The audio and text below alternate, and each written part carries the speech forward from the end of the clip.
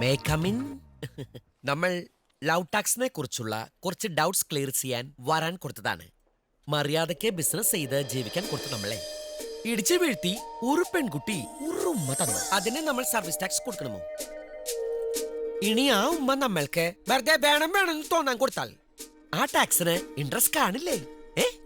മനസ്സിൽ ഒരുപാട് സ്നേഹം വളരാൻ കൊടുത്തു. അത് ഒരുപാട് ഒരുപാട് ഒരുപാട് പഠന പന്തലിച്ച് വലിയ ഒരു മുല്ലപ്പന്തൽ മാതിരി അവൻ കൊടുത്തു. അതിന് നമ്മൾ എത്ര ലവ് ഗ്രോത്ത് ടാക്സ് അടയ്ക്കാൻ കൊടുക്കണം? നമ്മൾക്ക് ഒരുപാട് ഇഷ്ടമായി. വീട്ടിൽ കല്യാണം ആലോചിക്കാൻ കൊടുക്കട്ടെ. അതിന് നമ്മൾ എത്ര പ്രൊട്ടക്ഷൻ ടാക്സ് അടയ്ക്കാൻ കൊടുക്കണം? Excuse me, may help you? No no no no. നമ്മളെ ഹെൽപ്പ് ചെയ്യേണ്ടത് ഈ കുട്ടിയാണ്. നമ്മളുടെ ചോദ്യങ്ങൾക്കൊന്നും ഈ കുട്ടി മറുപടി പറയാൻ കൊടുക്കുന്നില്ല. തന്റെ ചോദ്യങ്ങൾക്ക് ഞാൻ മറുപടി പറയാം. ആ ഫയലിംഗ് ഇതാ.